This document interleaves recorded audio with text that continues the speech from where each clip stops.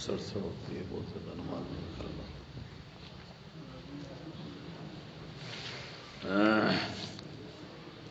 اللهم صل على محمد وعلى آل محمد كما صليت على إبراهيم وعلى آل إبراهيم إنك حميد مجيد.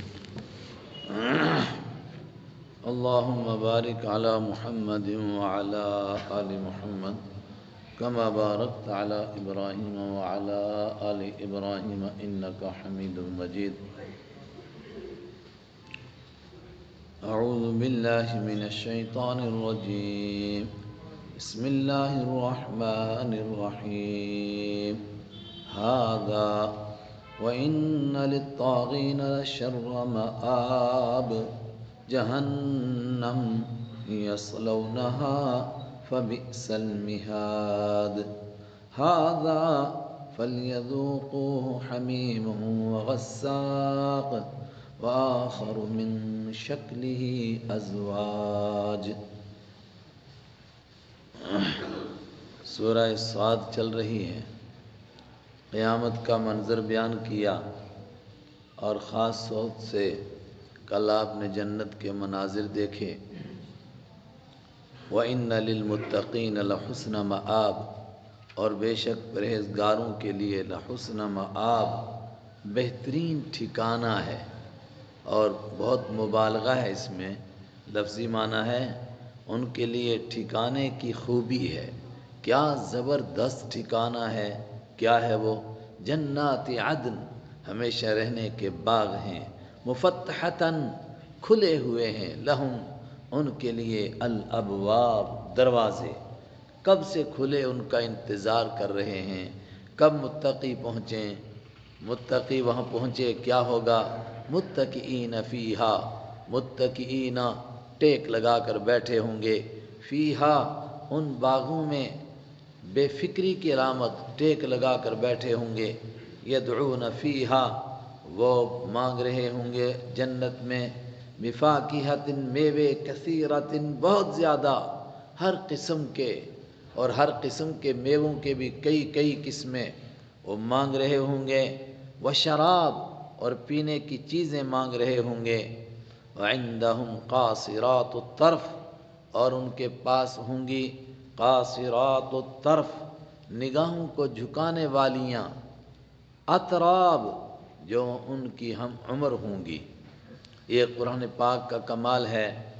آخرت میں انسان کے لیے جو رفیق زندگی کا انتظام ہے، کہیں مختصر اور کہیں تفصیل کے ساتھ. پہلے ان کی صورت کی خوبی بیان کرتا ہے، پھر ان کی سیرت کی خوبی. اور کہیں پہلے سیرت کی خوبی بیان کرتا ہے، پھر صورت کی خوبی. اکثر یہی ہے. یہاں بھی پہلے سیرت کی خوبی. وعندہم، سیرت مطلب کردار. کردار کیا ہے ان کا؟ عندہم قاصرات الطرف، ان کے پاس نگاہوں کو جھکانے والیاں ہیں. اطراب، یہ ان کی صورت کی خوبی ہے. ان کے ہم عمر ہیں. اور حدیث میں حضرت رحمت عالم صلی اللہ علیہ وسلم نے فرمایا جنتیوں کی عمر کتنی ہوگی؟ کہ ہر جنتی 30 اور 33 سال کے بیچ میں محسوس ہوگا. تو ان کی رفیقہ زندگی بھی اسی عمر کی. ھذا ما توعدون لیوم الحساب، اور کہا جائے گا، اور دنیا میں کہا جا رہا ہے ھذا ما توعدون، یہ ہے وہ چیز ما توعدون جس کا تم سے وعدہ کیا جا رہا تھا. لیوم الحساب، حساب کے دن کے لیے. دنیا میں وعدہ کیا جاتا رہا، بار بار بتایا جاتا رہا. آج وہ دن آ گیا اور تمہیں وہ مرتبہ اور وہ مقام مل گیا. ھذا ما توعدون لیوم الحساب، یہ ہیں وہ چیزیں جس کا تم سے وعدہ کیا جاتا تھا. لیوم الحساب، حساب کے دن کے لیے. ان ھذا لرزقنا، بے شک یہ ہماری روزی ہے، یہ ہماری دی ہوئی نعمتیں ہیں. ما لہ من نفاد، ان کے لیے ختم ہو جانا ممکن ہی نہیں ہے. ما لہ من نفاد، ان کے لیے ختم ہونا ممکن نہیں. یہ ہمیشہ رہیں گی. تم بھی ہمیشہ جنت میں رہو گے، تم نکالے نہیں جاؤ گے. اور یہ وہ نعمتیں ہیں جو کبھی ختم نہیں ہوں گی. ھذا، یہاں سانس توڑیے گا اور پھر آگے پڑھیے وَإِنَّ لِلطَّاغِينَ لَشَرَّ مَآبٍ، اور آگے کئی آیتیں اسی انداز کی ہیں۔ ہذا، یہ بات تو ہوئی، یہ جنتیوں کا تذکرہ ہوا، یہ جنت کی نعمتوں کا بیان ہوا، یہ جنت والوں کو ملنے والی چیزیں بیان ہوئیں، یہ جنتیوں کا مقام بیان ہوا۔ وَإِنَّ لِلطَّاغِينَ، ذرا جہنمیوں کا بھی سنو، ان کو کیا ملے گا۔ وَإِنَّ لِلطَّاغِينَ، اور بے شک سرکشوں کے لیے، جو نافرمان تھے اللہ کے سب سرکش تھے، متکبر تھے، لیکن ان میں ان کو گمراہ کرنے والے بڑے بڑے، وہ بڑی سرکش تھے، پہلے ان کا تذکرہ۔ وَإِنَّ لِلطَّاغِينَ، اور بے شک سرکشوں کے لیے، لَشَرَّ مَآبٍ، بہت بدتر ٹھکانہ ہے، بہت برا ٹھکانہ ہے۔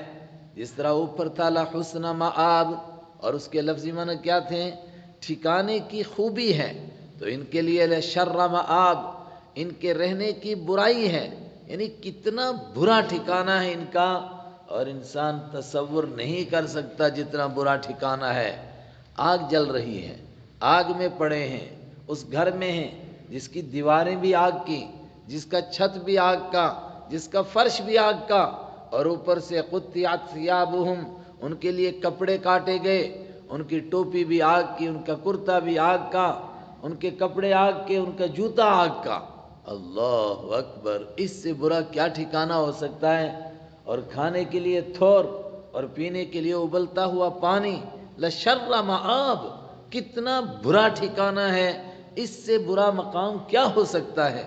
کیا ہے وہ ٹھکانہ، جہنم، اور اس پر بھی سانس توڑیے، یعنی جہنم ہے، یہ جہنم کا مقام، یہ سرکشوں کا ٹھکانہ۔ دنیا میں اللہ نے مہلت دی، کسی کو 950 سال تک مہلت دی، نوح علیہ السلام کے مقابلے میں دن دناتے رہے، کچھ نہیں ہوا، کہتے تھے کہاں ہے عذاب۔ قوم عاد کو بھی چھوٹ ملی، وہ کہتے تھے من اشد منا قوہ، ہم سے بڑا طاقتور ہے کون ہے، کہاں ہے خدا۔ قوم سمود کو بھی چھوٹ ملی، ایک لمبے عرصے تک وہ بھی خدا کی خدائی کو للکارتے تھے، ڈھیل دیتے رہے پروردگار۔ اب اس کا نتیجہ نکلا جہنم، جہنم ہے ان کا ٹھکانہ۔ یصلونہا، یہاں بھی سانس توڑیے، جس میں وہ داخل ہوں گے، یعنی چھوٹے چھوٹے ٹکڑوں میں ہلا رہا ہے قرآن۔ وَإِنَّ لِلطَّاغِينَ، اور بے شک سرکشوں کے لیے، لَشَرَّ مَآبٍ، بہت برا ٹھکانہ ہے، جہنم، یعنی جہنم ہے، یصلونہا، اس میں وہ داخل ہوں گے، فَبِئْسَ الْمِہَادُ، اور کتنا برا بستر ملا، بِئْسَ الْمِہَادُ، مہاد کے معنی بستر، بچھونا، ٹھکانہ، رہنے کی جگہ، کتنا برا بستر ہے یہ، کہاں پڑے ہوئے ہیں، فرش بھی آگ کا، چھت بھی آگ کی، دیواریں بھی آگ کی، بستر بھی آگ کا، لحاف بھی آگ کا، مٹرس بھی آگ کا، تو کتنا برا ٹھکانہ ہے۔ فبئس المہاد، کتنا برا بستر ملا ان کو۔ ہذا، یہ سب تمہارے لیے ہے، فلیذوقوہ حمیم وغساق، یہ تو ابھی ٹھکانہ ہے آگ کا، ابھی کچھ اور چیزیں، ہذا، یہ ہیں کچھ چیزیں، فلیذوقوہ، تو وہ ان کو چکھیں گے، اور انداز کیا ہے، ان کو چکھنا پڑے گا، امر کا صیغہ، فلیذوقوہ، ان کو چاہیے کہ یہ اس کو چکھیں، یعنی ان کو چکھنا پڑے گا، ان کو آگ کا یہ مزہ سہنا پڑے گا۔ کیا ہے وہ، حمیم، کس کو چکھنا ہے، ابلتے ہوئے پانی کو، وغساق، اور بہتی ہوئی پیپ کو، زخموں کا دھون اور زخموں کی پیپ، وہ جو بہے گی، کتنی بہے گی، دریا بن جائے گا، اور وہی زخمی، وہی جہنمیوں کو پینے کے لیے ملے گی۔ کیا ٹھکانہ ہے ان کا۔ ہذا، یہ ہیں کچھ چیزیں جن کا مزہ یہ چکھیں گے، فلیذوقوہ، ان کو ان چیزوں کا مزہ چکھنا پڑے گا۔ کیا چیزیں ہیں، حمیم، ابلتا ہوا پانی، وغساق، اور بہتی ہوئی پیپ، وآخر من شکلہ ازواج، وآخر من شکلہ، اور اسی کی شکل کی کچھ دوسری چیزیں ہیں، ازواج، مختلف قسم کی چیزیں، ان کو بھی ان کو پینا پڑے گا، ان کا بھی مزہ ان کو سہنا پڑے گا۔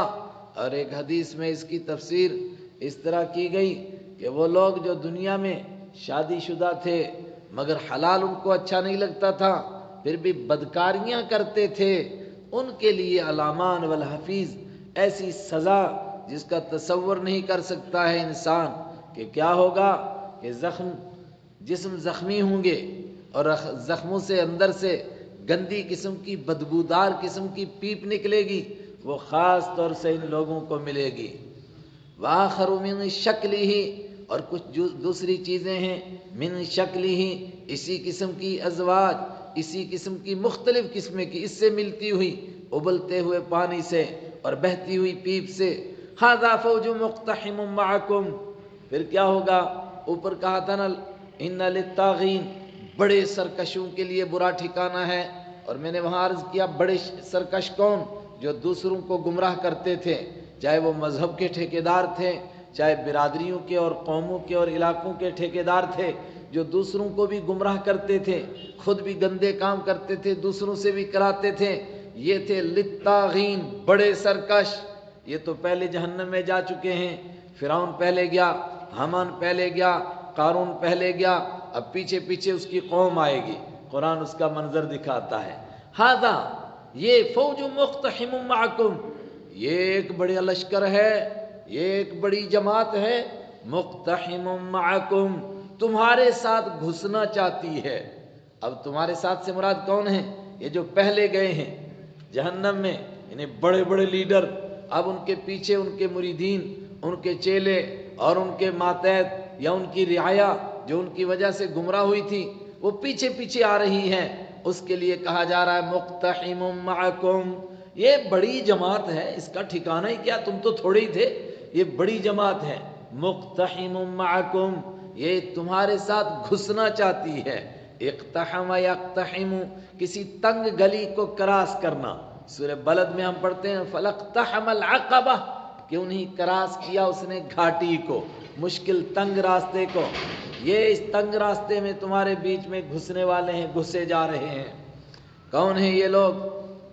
ان کے گمراہ کیے ہوئے یہ آگے والے کہنے لگے لا مرحبا بکم، لا مرحبا بہم، ان کو کوئی مبارکبادی نہیں۔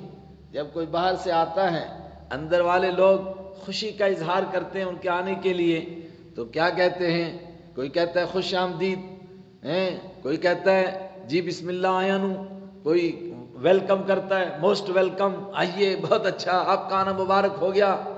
یہ اندر والے کیا کہیں گے؟ لا مرحبا بکم لا مرحبا بہم، ان کے لیے کوئی مبارکبادی نہیں، ان کو کوئی خوش آمدید نہیں، یہ بدبخت کمینے، یہ منحوس، یہ بھی یہیں گھسے جا رہے ہیں، آگے جگہ ہی نہیں ہے، اتنی تنگ جگہ اور یہ زبردستی اندر گھس رہے ہیں۔ تو جو پیچھے آ رہے تھے انہوں نے سنا، ان کو غصہ آئے گا اور وہ کہیں گے کہ اچھا تم ہمیں کہہ رہے ہو لا مرحبا بہم، ان کو مبارکبادی نہیں، کون ہمیں جہنم تک لایا ہے؟ کس نے اس کی تبلیغ کی تھی؟ کس نے یہ گندے کام پھیلائے تھے؟ کس نے دنیا بھر کے اندر بے حیائی پھیلائی تھی؟ تم بے ایمانو، تم نے دوسروں کو گمراہ کیا، ہم کو بھی گمراہ کیا، اور اب کہہ رہے ہو کہ لا مرحبا بہم، تمہارا آنا مبارک نہ ہو۔ ویسے یہ لفظ بھی بڑا عجیب ہے، کسی کے آنے کے اوپر ہم کیا کہتے ہیں؟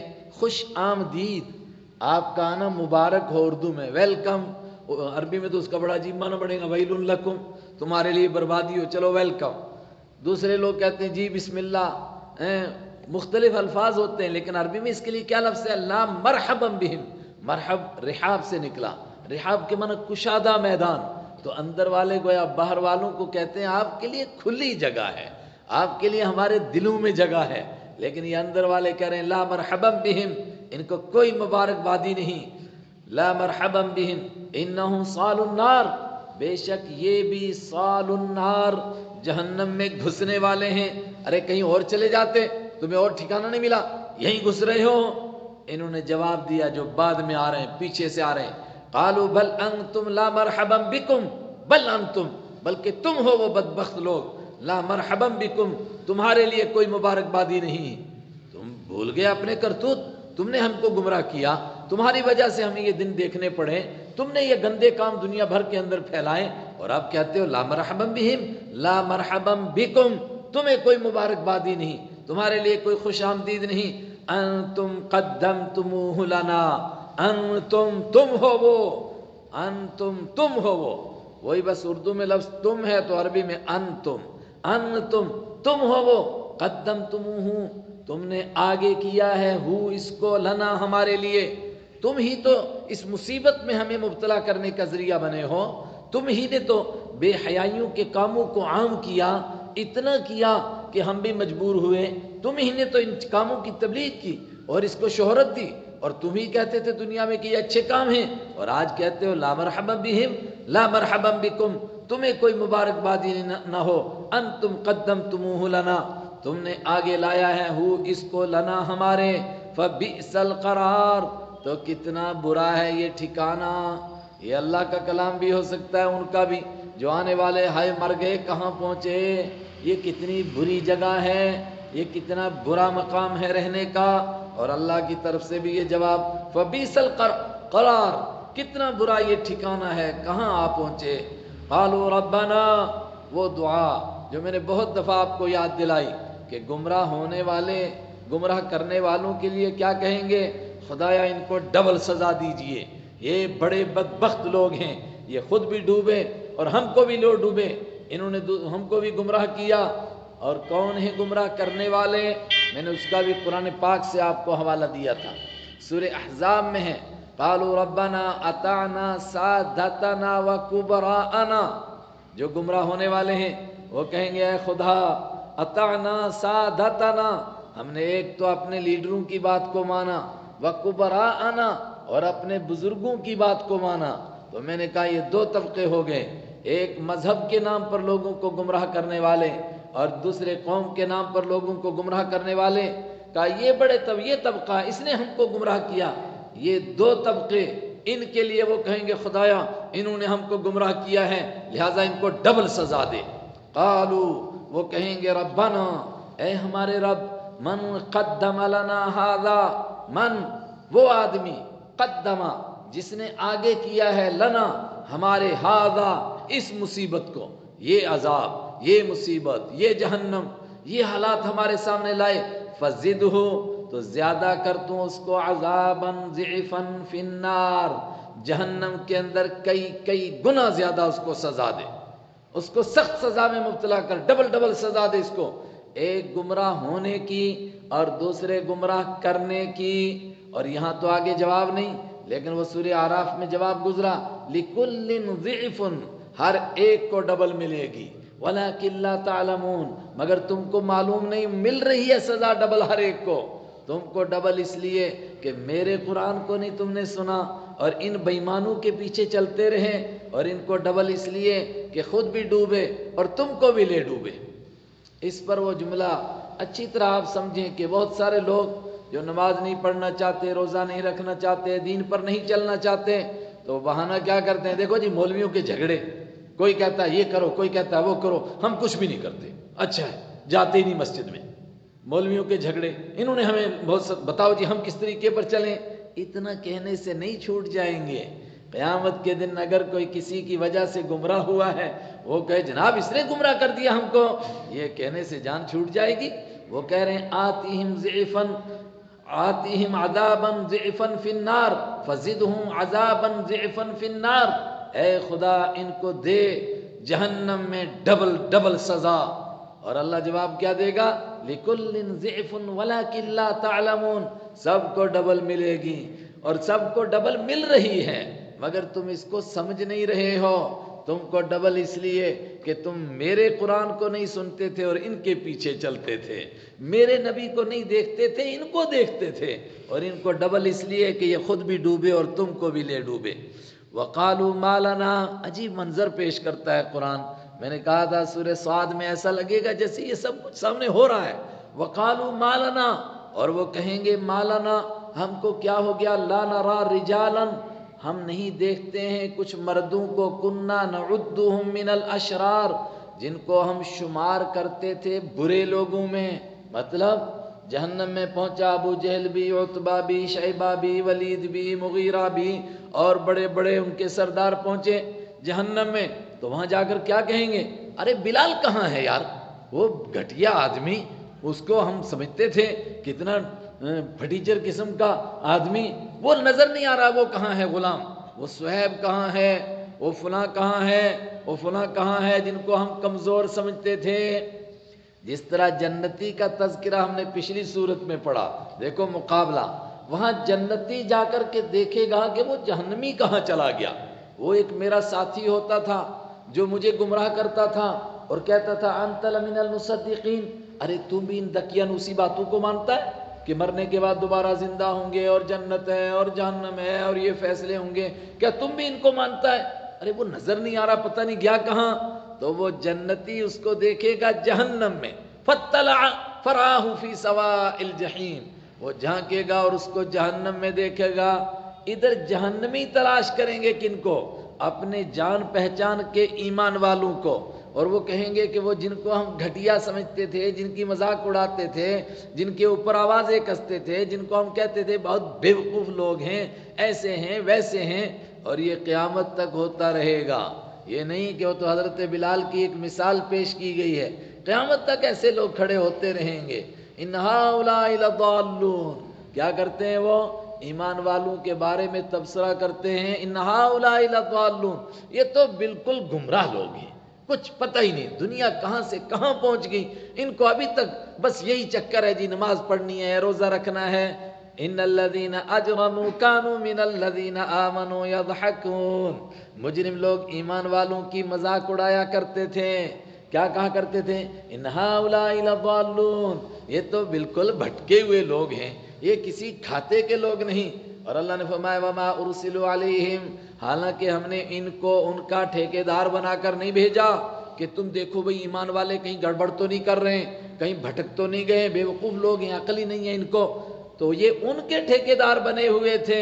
فرمایا فَالْيَوْمَ الَّذِينَ آمَنُوا مِنَ الْكُفَّارِ يَضْحَكُونَ، آج موقع ملے گا ایمان والے ان کی مذاق اڑائیں گے، تو ایمان والے جنت میں پہنچیں گے اور بے ایمان جہنم میں۔ وہ جہنم میں جا کر کہیں گے قالوا ما لنا، اور وہ کہیں گے ما لنا، ہم کو کیا ہو گیا، لا نرا، ہم نہیں دیکھتے ہیں، رجالن، کچھ لوگوں کو، یہاں رجال کا لفظ ہے مرد کا، چونکہ اصل گمراہی کا سبب بنتا ہے، ورنہ مرد ہوں یا عورتیں ہوں، یعنی ابو جہل یہ بھی کہہ سکتا ہے نا کہ سمیہ کہاں گئی یار، ان کو تو ہم نے قتل کر دیا تھا مگر وہ ادھر جہنم میں نظر نہیں آ رہی ہیں۔ لا نرا رجالن، ہم کچھ لوگوں کو نہیں دیکھتے ہیں، کننا نعدہم، جن کو ہم شمار کیا کرتے تھے، من الاشرار، بدبخت لوگوں میں سے، برے لوگوں میں سے، وہ کہاں چلے گئے؟ ایک دوسرے سے پوچھیں گے نظر نہیں آ رہے، چکر کیا ہوا؟ اتخذناہم سخریا، اتخذناہم سخریا، کیا ایسا تو نہیں تھا کہ ہم خامخواہ ان کی مذاق اڑاتے تھے اور وہ تھے بڑے نیک لوگ؟ اتخذنا، کیا ہم نے بنایا تھا ان کو سخرین، مذاق اڑانے کا ذریعہ، اور حقیقت میں وہ بڑے نیک لوگ تھے اور ان کا مقام جہنم نہیں بلکہ ان کا مقام جنت ہے، اور حقیقت یہی ہے۔ لیکن وہ کہتے ام زاغت عنہم الابصار، یا نگاہ چوک گئی ہے ان سے، یا تو وہ تھے ہی اچھے لوگ اور وہ گئے جنت میں اور ہم پہنچے جہنم میں، اور حقیقت یہی ہے۔ لیکن وہ کہیں گے ام زاغت عنہم الابصار، یا نگاہ ان کو سے چوک گئی ہے، ٹیڑھی ہو گئی ہے، یعنی ہیں تو ادھر جہنم میں مگر ہم کو نظر نہیں آ رہے، پتہ نہیں گئے کہاں، اور حقیقت کیا ہوگی، وہ کہاں ہوں گے؟ وہ جنت میں ہوں گے، اور یہ کہاں پڑے ہیں؟ جہنم میں، اور یہاں تلاش کر رہے ہیں جنتیوں کو، یہاں جنتی ملیں گے، اور جس طرح جنتی دیکھیں گے جہنمی کو بیچ میں پڑا ہوا، اسی طرح جہنمی بھی جنتیوں کو دیکھیں گے۔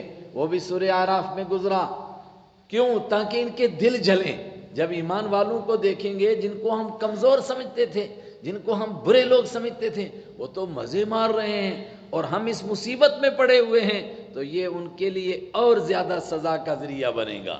ارے یہ ایسے لوگ، ان کو تو ہم کسی کھاتے میں شمار نہیں کرتے تھے، یہ تو جنت میں پہنچ گئے اور ہم یا جہنم میں جل رہے ہیں، تو اس سے ان کی سزا میں اور اضافہ ہوگا۔ اور سورہ اعراف میں گزرا، یہ ان سے کہیں گے کہ خدا کے لیے ایک قطرہ پانی دے دو یا ایک لقمہ روٹی کا دے دو، جو تمہیں ملا ہے، ہم تو مر گئے یہاں پر تھور کھا کھا کر کے اور ابلا ہوا پانی پی پی کر کے۔ تو ایمان والے کیا کہیں گے؟ ان اللہ حرمہما، اللہ تعالیٰ نے تم جیسے لوگوں پر پانی کو بھی حرام کر دیا ہے، کھانے کو بھی حرام کر دیا ہے، اور ہمیں بھی اس کی اجازت نہیں ہے کہ ہم تم کو دیں۔ حالانکہ بیچ میں کروڑوں اربوں میلوں کا فاصلہ ہوگا، مگر بات کیسے کر رہے ہیں؟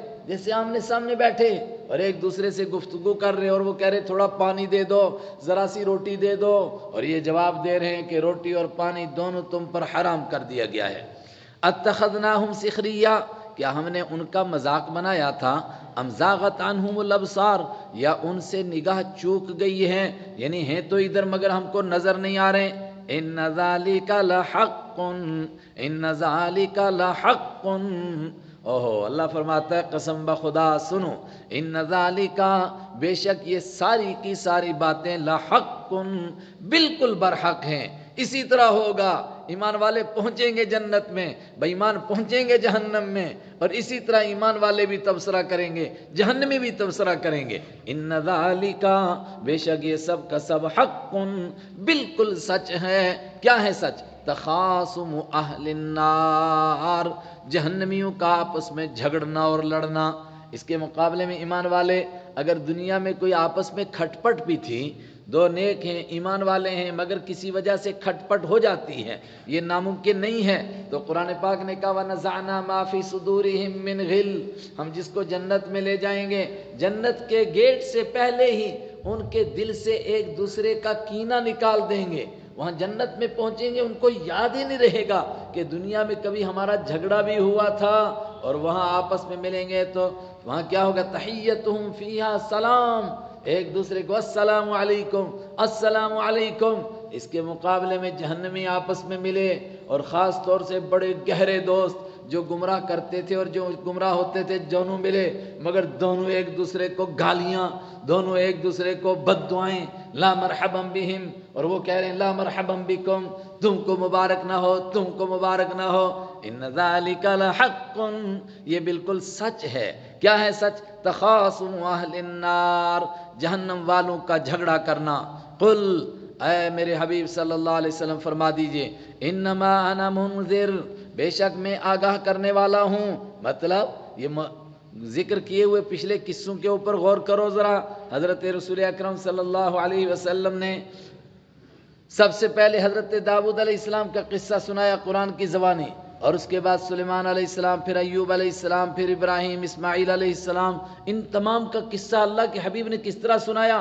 جس طرح کہ آپ اس وقت میں موجود تھے اور آپ آنکھوں سے دیکھ رہے تھے، حالانکہ آپ موجود نہیں تھے، تو آپ کیوں سنا رہے ہیں؟ کیا یہ زبردست دلیل نہیں اس بات کی کہ یہ قرآن اللہ کا کلام ہے، اور جن پر اتر رہا ہے وہ اللہ کے پیغمبر ہیں، اللہ کے نبی ہیں، اللہ آپ کو بتا رہا ہے، ورنہ اور کوئی ذریعہ ان کے معلوم کرنے کا نہیں تھا۔ وہی تبصرہ ہے۔ اب آخری رکوع آیا، قل، آپ فرما دیجئے انما انا منذر، بے شک میں ہوں آگاہ کرنے والا، میرا کام آگاہ کرنا اور ڈرانا ہے۔ وما من الہ الا اللہ، اور نہیں ہے کوئی عبادت کے لائق، اور نہیں ہے کوئی خدا، اور نہیں ہے کوئی معبود، نہیں ہے کوئی مسجود، نہیں ہے کوئی خالق پیدا کرنے والا مگر الا اللہ، سوائے اللہ کے۔ وما من، نہیں ہے، الہ کوئی معبود، من الہ کوئی بھی، بڑی تاکید اس کے اندر، کوئی بھی معبود ہو ہی نہیں سکتا ہے۔ اس ساری صورت سے یہی سمجھ میں آیا الا اللہ، سوائے اللہ کے۔ اور اللہ کون ہے؟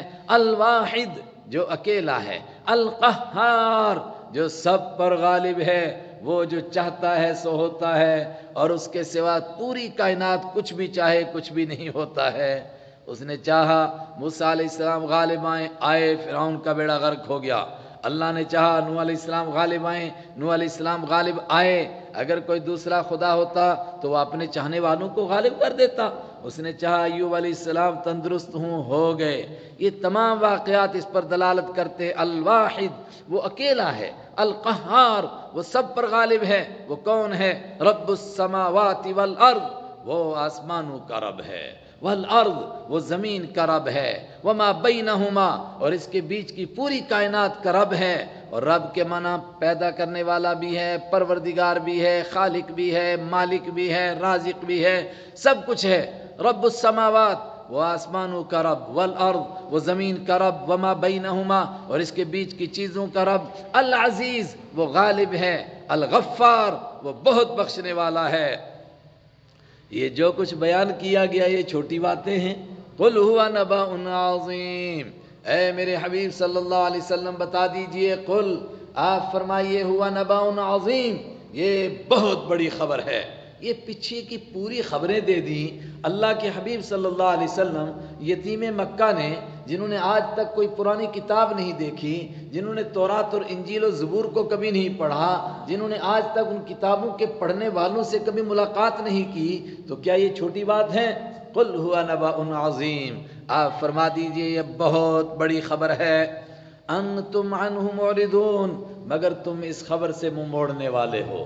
یہ سب کچھ سنایا جا رہا ہے مگر تم اس پر نہیں کان لگاتے ہو، نہیں کان دھرتے ہو، نہیں اس پر غور کرتے ہو۔ انتم عنہ معرضون، تم اس سے اعراض کرنے والے ہو۔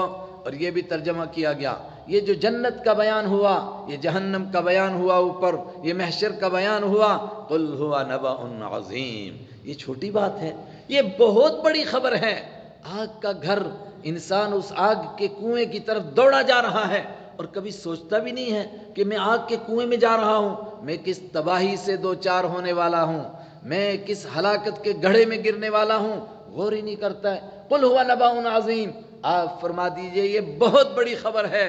انتم عنہ معرضون، مگر تم اس سے اعراض کرتے ہو، تم کبھی کان ہی نہیں لگاتے ہو کہ کیا کہا جا رہا ہے اور کیا خطرناک حالات ہیں جن کا ہم نے سامنا کرنا ہے۔ اور یہ پروردگار کا کتنا کرم ہے کہ اس نے دنیا میں ہم کو بتا دیا یہ حالات پیش آئیں گے، یہ پڑاؤ ہیں، سب سے پہلا پڑاؤ تمہاری موت کا ہے۔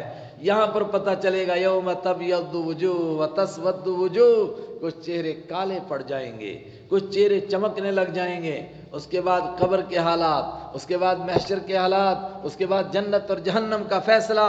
قل هو نبأ عظیم انتم عنہ معرضون، مگر تم اس سے اعراض کر رہے ہو، تم اس سے منہ موڑ رہے ہو۔ ما كان لي من علم بالملأ الاعلى اذ يختصمون، اور یہ جنت اور جہنم کی جو باتیں بیان ہوئیں یہ تو آگے پیش آئیں گی۔ فرمایا جو پیچھے بات پیش آ چکی ہے اور جو میں سنا چکا ہوں تم کو، اس کے بارے میں بھی مجھے کیا علم تھا؟ کس کی بات؟ آگے اس کا پھر تذکرہ ہو رہا ہے۔ حضرت آدم علیہ السلام کو اللہ نے کس طرح پیدا فرمایا، اور پھر فرشتوں کو ان کے سامنے سجدہ ریز ہونے کا حکم کیسے فرمایا، اور پھر کس نے انکار کیا اور کون وہاں سے راندہ درگاہ ہوا، اور فرشتوں نے اس موقع پر کیا کہا اور ابلیس نے اس موقع پر کیا کہا۔ ما کان لیا من علم، نہیں تھا لیا میرے پاس، من علم کوئی علم، بالملأ الاعلی اوپر والی مجلس کے بارے میں۔ ملا کے معنی سردار، اوپر والے سرداروں کے بارے میں یا اوپر والی مجلس کے بارے میں۔ ملأ اعلیٰ اردو میں بھی بولتے ہیں، ملأ اعلیٰ کے بارے میں فرشتوں نے کیا کہا، شیطان نے کیا کہا، پروردگار نے کیا حکم دیا، اس وقت میں کیا ہوا مجھے کہاں معلوم تھا۔ اذ یختصمون، جب کہ وہ آپس میں جھگڑا کر رہے تھے، مگر میں نے بیان کیا۔ تو میرے بیان کرنے کا کیا مطلب کہ یہ مجھ کو کس نے بتایا؟ اللہ نے۔ اور جس پر اللہ کی وحی نازل ہو، اللہ کا کلام اترے اور وہ یہ خبریں دے، وہ کون ہوتا ہے؟ وہ اللہ کا نبی ہوتا ہے۔ کیا تمہیں اس بات پر یقین نہیں آتا میں اللہ کا نبی ہوں اور یہ اللہ کا کلام ہے؟ ما کان لیا من علم، نہیں تھا میرے پاس کوئی علم، بالملأ الاعلی اوپر والی مجلس یا اوپر والے سرداروں کے بارے میں، اذ یختصمون جب کہ وہ آپس میں جھگڑا کر رہے تھے، میرے پاس نہیں تھا۔ پھر کیا ہوا؟ اللہ نے مجھ کو وحی کر کے بتایا، ان یوحا الیہ، ان نہیں یوحا وحی کی جاتی ہے الیہ میری جانب، اس سے پہلے چھپا ہوا ہے کہ اللہ نے مجھ کو وحی کر کے بتایا۔ تو سوال پیدا ہوا کہ آپ کی وحی میں انسانیت کے لیے پیغام کیا ہے؟ فرمایا یہ پیغام ہے، ان یوحا الیہ نہیں بھی وحی کی جاتی ہے الیہ میری جانب، الا مگر اس بات کی، انما انا نذیر مبین کہ میں آگاہ کرنے والا ہوں لوگوں کو صاف صاف، میرے طرف یہی وحی بھیجی جاتی ہے۔ آپ میرے پیغمبر ہیں، آپ انسانوں کو آخری وقت میں آگاہ کرنے والے ہیں، آپ کے بعد کوئی پیغمبر آنے والا نہیں ہے، آپ کے اوپر اترنے والا کلام قرآن ہے، یہ قیامت تک رہے گا باقی، اور یہی لوگوں کو آگاہ کرنے کا ذریعہ ہے۔ ان یوحا، پھر اس کو دیکھیے، نہیں وحی کی جاتی ہے الیہ میری جانب، الا مگر اس بات کی، انما کہ انا نذیر مبین، میں انا کے معنی میں، نذیر مبین کھلم کھلا آگاہ کرنے والا ہوں، صاف صاف تم کو بتاتا ہوں آگے کیا ہونے والا ہے۔ اور یہ بتا دیا اوپر کہ آگے کیا ہے، جنت اور جہنم اور اس کے حالات کیا ہیں، اس کو تفصیل کے ساتھ بتا دیا۔ یہ اوپر کی مجلس کا کیا مسئلہ تھا؟ ملائے اعلیٰ میں کیا جھگڑا ہوا، ان کی کیا باتیں ہوئیں، مجھے معلوم نہیں، اللہ نے مجھ کو بتایا۔ وہ باتیں کیا تھیں؟ اذ قال ربک للملائکۃ انی خالق بشرا من طین۔ اذ قال، یاد کیجئے قرآن پڑھنے والوں، تم بھی یاد کرو، ذرا تصور کرو، اپنے آپ کو پیچھے لے جاؤ۔ اذ قال ربک، جب کہا ربک، تیرے رب نے، رب تو سب کا ہے لیکن مخاطب کیا حضرت رحمت عالم صلی اللہ علیہ وسلم کو، اور آپ سے فرمایا گیا ربک، آپ کے رب نے فرمایا۔ اذ قال ربک، جب فرمایا ربک، آپ کے رب نے، للملائکۃ، فرشتوں سے، انی خالق، بے شک میں پیدا کرنے والا ہوں، بشرن، ایک بشر کو، من طین، مٹی سے۔ اس بات کو ذرا توجہ سے سنیں۔ ایک بڑا طبقہ ہے آج، معلوم نہیں کس طرح پھسل کے بیچارے، وہ کہتے ہیں کہ انبیاء کرام انسان نہیں ہیں، تو پھر کیا ہیں بھائی؟ کہتے ہیں نور ہیں، تو نور تو فرشتے ہیں، تو فرشتوں کا مقام کم کہ انبیاء مقام کرام کا؟ انبیاء کرام کا تو اونچا مقام ہے، فرشتوں کا مقام تو انبیاء کرام کے برابر نہیں ہے۔ تو انبیاء کرام کا جو انسانیت کا بلند ترین مقام تھا، اس سے پست مقام پر لا رہے ہو اور کہہ رہے ہو کہ وہ فرشتے ہیں۔ اگر فرشتے نہیں تو پھر کیا کہو گے؟ مگر اس کے مقابلے میں قرآن کیا کہہ رہا ہے؟ کتنی طاقت کے ساتھ پہلا انسان پیدا ہوا، اللہ کہہ رہا ہے انی خالق بشرا، میں پیدا کرنے والا ہوں، کس کو؟ بولو، بشر کو پیدا کرنے والا ہوں۔ اور حضرت رحمت عالم صلی اللہ علیہ وسلم سے فرمایا قل انما انا بشر مثلکم، آپ فرما دیجئے بے شک میں بشر ہوں، مثلکم، تمہارے جیسا۔ لیکن تمہارے جیسا کا مطلب نعوذ باللہ یہ کہ میرا اور تمہارا مرتبہ برابر ہے؟ پھر تمہارے جیسے کا کیا مطلب؟ وہ چار باتیں، شادی کرنا، بیاہ کرنا، کھانا اور پینا، اور کاروبار کرنا، بازار میں جانا۔ تم بھی بازار جاتے ہو، محنت کرتے ہو، میں بھی کرتا ہوں، تمہارے یہاں بھی بچے ہیں، میرے یہاں بھی بچے ہیں، اور تم بھی کھاتے ہو اور پیتے ہو، میں بھی کھاتا ہوں اور پیتا ہوں۔ جو انسانی ضرورتیں تمہاری ہیں وہ انسانی ضرورتیں، یہ چار چیزیں خود قرآن پاک نے بیان کی ہیں، کیونکہ ہر دور کے کافر کہتے تھے یہ کیسے نبی ہو سکتا ہے، یہ تو بشر ہے۔ ہر دور کے کافر یہ کہتے تھے کہ یہ بشر ہے اس لیے نبی نہیں ہے۔ اور سورہ ابراہیم میں گزرا کہ سارے نبیوں کو ہر دور کے لوگوں نے، ایک ہی آیت میں ہے، سارے نبیوں کو کہا کہ تم نبی نہیں ہو سکتے اس لیے کہ تم بشر ہو، اور نبیوں کو جواب دیا گیا کہ تم جواب دو۔ کیا جواب دو؟ کہا کہو تم ما نحن الا بشر مثلکم، بے شک ہم بشر ہیں تمہارے جیسے، مگر اللہ نے ہم کو نبی بنایا ہے، اور نبوت کا مقام یہی بشریت کا مقام ہے، انسانوں میں سے ہی بلند ترین مقام نبوت کا مقام ہے، تبھی تو انسان اشرف المخلوقات ہے۔ اگر انبیاء کرام کو انسانوں کے بیچ میں سے نکال دیں تو انسان اشرف المخلوقات رہیں گے؟ پھر تو ارذل مخلوق ہو جائیں گے۔ انسان کیسے کیسے گھٹیے کام کرتے ہیں۔ نہیں، انبیاء کرام کے مرتبے کے ساتھ جب ان کے ساتھ انسانوں کو جوڑتے ہیں تو انسان اشرف المخلوقات ہوتا ہے، اور انسانوں میں سے بلند انسان بلند ہوتے ہیں، اور پست انسان پست سے بھی پست ہوتے ہیں، بل ہم اضل، وہ تو جانوروں سے بھی بدتر ہوتے ہیں۔ مطلب یہ نہیں ہے کہ ہر آدمی کو ہم کہیں اشرف المخلوقات ہے، نعوذ باللہ یہ بھی جبرائیل علیہ السلام سے افضل ہے، یہ بھی افضل نہیں، ایسا نہیں ہے۔ انسانوں میں سے جو افضل ہیں وہ فرشتوں سے افضل ہیں۔ تو سب سے پہلے انسان پیدا ہوئے، ان کو بھی اللہ کہتا ہے بشر، میں کس کو پیدا کر رہا ہوں؟ بولو، بشر کو پیدا کر رہا ہوں۔ حضرت آدم علیہ السلام کو بشر کہا گیا، حضرت رسول پاک صلی اللہ علیہ وسلم کو بشر کہا، اور خود رسول اکرم صلی اللہ علیہ وسلم اپنے آپ کو فرماتے ہیں میں بشر ہوں۔ آپ کے سامنے ایک مقدمہ پیش ہوا، ایک آدمی نے گواہ پیش کی اور بڑی زبردست طریقے سے تقریر کی، اور دوسرے نے کہا کہ ٹھیک ہے جب گواہ اس کے پاس ہیں، آپ نے اس موقع پر فرمایا، بخاری کی حدیث ہے، انما انا بشر، میں تمہاری طرح بشر ہوں، میں گواہوں کو دیکھتا ہوں، اگر گواہ ایک آدمی کے حق میں گواہی دیتے ہیں ان کے مطابق میں فیصلہ کر دیتا ہوں، لیکن حقیقت میں یہ زمین اس کی ہے یا نہیں ہے یہ تو وہ جانتا ہے یا اللہ جانتا ہے۔ اب بندے کو معلوم ہے کہ زمین میری نہیں ہے، فرمایا اگر میں گواہوں کی بنیاد پر کسی کے لیے زمین کے ٹکڑے کا فیصلہ کروں، اس کو یقین کرنا چاہیے کہ اس کو جہنم کا ایک ٹکڑا مل گیا ہے۔ اس موقع پر آپ نے فرمایا انما انا بشر، میں تمہاری طرح بشر ہی تو ہوں۔ حضرت عائشہ صدیقہ رضی اللہ تعالیٰ عنہ سے پوچھا گیا کہ باہر کی زندگی تو ہمیں آپ کی معلوم ہے، اندر کی زندگی بتاؤ۔ تو حضرت عائشہ صدیقہ نے فرمایا، بخاری کی حدیث ہے، انما ہوا بشر، رسول پاک صلی اللہ علیہ وسلم گھر پہنچتے تھے، کیا تھے؟ آپ ایک بشر تھے، کیا کرتے تھے؟ فرمایا اپنے گھر والوں کے لیے کام کرتے تھے۔ ہم آٹا گوندتے تھے تو آپ صلی اللہ علیہ وسلم کیا کرتے تھے؟ لکڑیاں کاٹ کے دیتے تھے، چولہا جلا دیتے تھے، اور کیا کرتے تھے؟ فرمایا کبھی دودھ نکال لیتے تھے بکری کا، اور کیا کرتے تھے؟ فرمایا کبھی جھاڑو بھی لگا دیتے تھے، اور کیا کرتے تھے؟ فرمایا اپنے کپڑوں کو خود سی لیتے تھے، خود پہمد لگا لیتے تھے، اپنی جوتی مبارک کو خود درست کر لیتے تھے۔ اس موقع پر حضرت عائشہ صدیقہ رضی اللہ تعالیٰ عنہ نے فرمایا ہوا بشر، آپ صلی اللہ علیہ وسلم گھر کے اندر بشر تھے۔ سارے صحابہ نے ایک موقع کے اندر، عمرو بن العاص، حضرت عبداللہ بن عمر رضی اللہ تعالیٰ عنہ حدیثیں لکھتے تھے، صحابہ نے ان سے عرض کیا کہ آپ ہر بات لکھتے ہو، اللہ کے حبیب صلی اللہ علیہ وسلم ہوا بشر، آپ بھی تو انسان ہیں، کبھی غصے میں ہوتے ہیں، کبھی خوشی میں ہوتے ہیں، گویا معلوم غصے میں کوئی سخت بات کہہ دے اور تم اس کو بھی حدیث کے طور پر لکھتے ہو۔ آپ نے سن لیا، آپ نے فرمایا بے شک میں بشر ہوں، مگر رب کعبہ کی قسم اس زبان سے پروردگار وہی نکالے گا جو حق ہوگا، اس لیے تم لکھو، چاہے میں خوشی میں کوئی بات کہوں، چاہے میں غصے میں کوئی بات کہوں، چاہے میں رنج میں کوئی بات کہوں۔ تو جب سب سے پہلے انسان پیدا ہوئے فرمایا بشر، وہ بشر ہیں۔ اصل میں بات کیا ہوئی؟ ہر علاقے کا محاورہ الگ الگ ہے اور ہر علاقے کی بولیاں الگ الگ ہیں، سوچیں الگ الگ ہوتی ہیں۔ وہ ہمارا ایک بنگالی دوست تھا، وہ کہتا تھا ایک کی بات دوسرے کی گالی۔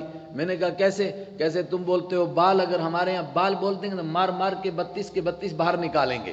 میں نے کہا کیا مطلب؟ کہتا ہے یہ بڑی بری گالی ہے۔ تو میں نے کہا بالوں کو کیا کہتے؟ کہتے چول، بالوں کو تھوڑا ہم بال بولتے ہیں۔ ہمارے محاورے میں بشر کس کو کہتے ہیں؟ گنہگار، سیاکار، بدکار، بہت ہی گندا، کہتے ہیں بشر ہے جی، اس کی کیا بات کرتے ہو؟ ارے بشر، یہ ہمارے محاورے میں کہتے ہیں، عربی محاورے میں بشر کا معنی انسان۔ دیکھو اللہ تعالیٰ کہہ رہے انی خالق بشرا، میں پیدا کرنے والا ہوں ایک بشر کو۔ تو بشر کے معنی کس کو پیدا کر رہا ہوں؟ ایک انسان کو پیدا کر رہا ہوں۔ ہم نے شاید سورۃ تغابن پڑھی تھی نا صبح کے درس میں، تو سورۃ تغابن میں کیا ہے؟ بہت عجیب بات ہے، پروردگار نے پورے پچھلے دور کا نقشہ کھینچا، فرمایا ہر دور کے لوگ ایمان کیوں نہیں لائے؟ ذالک بانہ کانت تاتیہم رسلہم بالبینات، لوگ نہیں مانے کیوں؟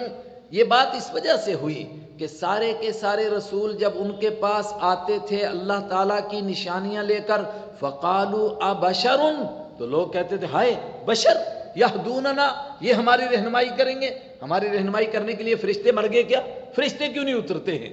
اور سورہ بنی اسرائیل میں اس کا جواب دیا کہ فرشتوں کو میں نے کیوں نہیں بھیجا؟ فرمایا اگر فرشتے ہوتے زمین میں اور مطمئنین یمشون علی الارض، زمین پر چلتے ہوتے، اطمینان سے ہوتے، اور فرشتوں کو ہدایت دینے کی ضرورت ہوتی، لنزلنا علیہم ملک الرسولا، تو ہم ان کے اوپر کس کو بھیجتے؟ فرشتے کو رسول بنا کر بھیجتے۔ مگر دنیا میں ہیں کون؟ بولو، انسان ہیں۔ جب انسان ہیں تو انسان کی رہنمائی کے لیے کس کو بھیجا جائے گا؟ انسان کو بھیجا جائے گا۔ مگر عجیب سا ایک ذہن بنا، اور ایک طبقے نے ایک خاص مقصد کے لیے اس اردو کے محاورے کو استعمال کر کے عربی میں ٹھوکا، کہا دیکھو یہ نبیوں کو بشر کہتے، ہائے نبیوں کو بشر، ارے وہ تو اللہ بشر کہہ رہا ہے، اللہ کے سارے نبی کہہ رہے ہیں، اللہ کا قرآن کہہ رہا ہے، مگر کس پیرائے میں کہہ رہا ہے وہ تو دیکھو۔ وہاں بشر کا معنی انسان، اور تم بشر کا معنی لیتے ہو گنہگار، سیاکار، بدکار، اس کو بشر کہتے ہیں؟ اس کو قرآن کی زبان میں بشر نہیں کہتے، اس کو کہتے اولئک کالانعام، یہ سب کے سب چوپائے ہیں، بل ہم اضل، بلکہ چوپایوں سے بھی بدتر ہیں۔ اور ایک مقام پر فرمایا حمر مستنفرہ، یہ بدکے ہوئے کھوتے ہیں، گدھے ہیں۔ ان کو کون انسان کہتا ہے؟ انسان وہ ہے جو مسجود ملائک ہے، انسان وہ ہے جس کے سامنے فرشتے جھکتے ہیں۔ تم اس کو بشر کہہ رہے ہو، یہ بشر کہاں ہے؟ تو گدھے ہیں، یہ بدتر مخلوق ہیں۔ مگر وہ اس اردو کو محاورے کو ادھر لیا اور لوگوں کو کنفیوژن میں ڈال دیا، بے وقوف بنا دیا۔ خالق بشرا، میں پیدا کرنے والا ہوں بشرن، ایک بشر کو کس سے پیدا کروں گا؟ من طین، مٹی سے۔ اور سنو، فَإِذَا سَوَّيْتُهُ وَنَفَخْتُ فِيهِ مِن رُوحِي، فَإِذَا سَوَّيْتُهُ، تو جب میں اس کو ٹھیک بنا دوں، وَنَفَخْتُ فِيهِ، اور پھونک دوں میں اس میں، مِن رُوحِي، اپنی جانب سے روح پھونک دوں، اپنی جانب سے اس میں جان ڈال دوں، فَقَعُوا، تو گر پڑنا تم لہو، اس کے لیے، ساجدین، سجدہ کرتے ہوئے۔ بڑا اہم مسئلہ کھڑا ہوا، اللہ کے سوا کسی کو سجدہ کرنا تو جائز نہیں۔ پروردگار نے کس طرح فرشتوں کو کہا کہ جب میں آدم علیہ السلام کو بنا دوں تو تم اس کے سامنے گر جانا سجدہ کرتے ہوئے۔ تمام مفسرین ایسا لگتا ہے حرکت میں آ گئے کہ یہ تو بڑا مسئلہ ہے۔ ایک بڑے طبقے نے کہا کہ نہیں، عربی محاورہ موجود ہے، فقعوا لہ ساجدین، اس کا مطلب ہے کہ سجدہ مجھ کو کرنا مگر منہ اس کی طرف کرنا، تاکہ اس کا افضل الخلائق ہونا ثابت ہو جائے کہ یہ افضل ہے، اشرف المخلوقات ہے۔ اس کو ثابت کرنے کے لیے تم منہ ان کی طرف کرنا، سجدہ مجھ کو کرنا، جس طرح قبلہ کی طرف منہ کرتے ہیں مگر سجدہ کس کو کرتے ہیں؟ اللہ کو۔ ایک سیکنڈ کے لیے اگر کسی کے دل میں یہ خیال آ جائے کہ میں کعبہ کے پتھروں کو سجدہ کر رہا ہوں تو ایمان باقی بچے گا؟ ایمان سے خارج ہو جائے گا۔ تو سجدہ اللہ کو کرنا تھا۔ فخر الدین رازی نے یہی ترجمہ کیا۔ دوسروں نے کہا نہیں، فقعوا لہ ساجدین، دوسرا محاورہ موجود ہے، سجدہ کا معنی سلامی میں بھی آتا ہے۔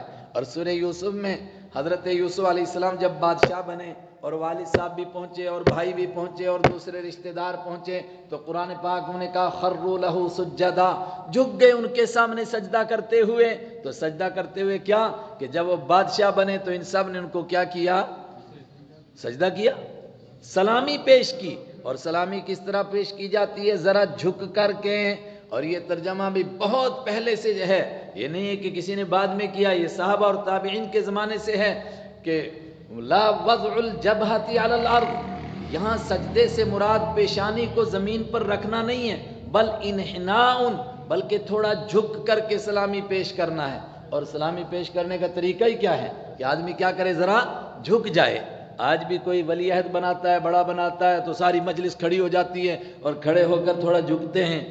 کبھی لکھنؤ چلے جائیے گا تو وہاں سلام بھی کرنے کے جو پرانے نواب تھے نا، وہ اصل میں لوگوں کو جھکانے کا مزاج بناتے تھے۔ تو وہاں کہیں السلام علیکم تو غیر ایمان والے سلام بابا سلام، وہ نیچے جھکتے ہیں، ہاتھ ہلاتے ہیں۔ لیکن یہ الگ بات ہے کہ ہمارے یہاں اکڑ کر سلامی کی جاتی ہے۔ ناراض نہ ہو پولیس والے، کیسے سلام؟ تھوڑی دیر میں اکڑ، بھائی کیا ہو گیا؟ کوئی بڑا افسر ہو، جج ہو، آپ جج کے سامنے تھوڑی دیر جو سامنے کھڑے ہیں کنسٹیبل تو وہ کیا کرتے؟ یار اس کو کیا ہو گیا یا خدا! تو یہ اکڑ کر سلامی کرنے کا ہمارا طریقہ ہے، ورنہ عقل یہی کہتی ہے کہ سلامی کا طریقہ کیا ہے کہ اس کے لیے تھوڑا سا جھکا جائے۔ تیسرا معنی کیا گیا فقعوا لہ ساجدین، تو گر پڑو تم اس کو سجدہ کرتے ہوئے، یعنی حضرت آدم علیہ السلام کو سلامی پیش کرو، چونکہ سجدہ کسی کے لیے جائز۔ اللہ کے حبیب صلی اللہ علیہ وسلم سے پوچھا گیا، بخاری کی حدیث ہے، دو آدمی آپس میں ملتے ہیں، ایصافحوا، کیا وہ مصافحہ کریں؟ قال نعم، فرمایا ہاں مصافحہ کریں۔ فرمایا کیا وہ ایک دوسرے سے گلے ملیں؟ کہا ہاں گلے بھی مل سکتے ہیں، ویسے ہمارے یہاں تو سینے ملتے ہیں لیکن عربوں کو دیکھنا وہ گلے ملتے ہیں، کیا وہ گلے ملیں آپس میں؟ فرمایا ہاں گلے ملیں۔ تو تیسرا سوال اینحنی لہ یا رسول اللہ، اے اللہ کے حبیب صلی اللہ علیہ وسلم کیا وہ تھوڑا سا جھکیں ایک دوسرے کے سامنے؟ قال اللہ، جھکنے کی اجازت نہیں ہے۔ ہمارے علاقے میں اس کو برا سمجھتے ہیں کہ کوئی گھٹنا ننگا کر کے چلے، اور بہت حرام ہے، یہ حرام ہے گھٹنے ننگے کر کے چلنا۔ آج کل تو سب چل رہے ہیں، یہ پہلے نہیں تھا، یہ 1-2 سال کے اندر کچھے مار کا کوئی پارٹی آئی ہے، اتنے یعنی بے حیا کہ بزرگوں کے سامنے، بوڑھوں کے سامنے، اب تو عورتیں کچھے لگا کر چلنے لگ گئی، شرم ختم ہو گئی۔ وَإِذَا فَاتَكَ الْحَيَاءُ فَافْعَلْ مَا شِئْتَ، یہودی یہی چاہتے ہیں کہ جب حیا چلی جائے تو پھر کرو جو کرنا ہے۔ بریک ٹوٹ گئی نا، جب بریک ٹوٹ گئی گاڑی کس کھڈے میں گرے گی کچھ معلوم نہیں۔ تو پہلے لوگ کیا کرتے تھے، اگر کسی کا گھٹنا ننگا ہوتا تھا نا تو سمجھتے تھے یہ برا ہے، تو وہ سلام کرتا تھا تو گھٹنوں پر ہاتھ رکھ کر کے جھکتا تھا، اس جھکنے کی بھی اجازت نہیں ہے۔ مگر اب جھکنے کا کھاتا ہی ختم ہو گیا، اب تو کچھے مار کا سمجھتے ہیں بالکل ٹھیک۔ کپڑے پہنے ان کو بھائی ننگا کیوں چل رہا؟ کہتا کہاں ننگا ہوں، کپڑے نہیں پہن رکھے میں نے، یہ کپڑے ہیں تیرے، الیاذ باللہ۔ خدا تعالیٰ ان سے بھی نجات عطا فرمائے۔ یہ 1-2 سال میں ہی یہودیوں نے ایجاد کیا کوئی کچھا مارکا پارٹی، تو چلتے چلتے وہ یہاں بھی پہنچ گئی۔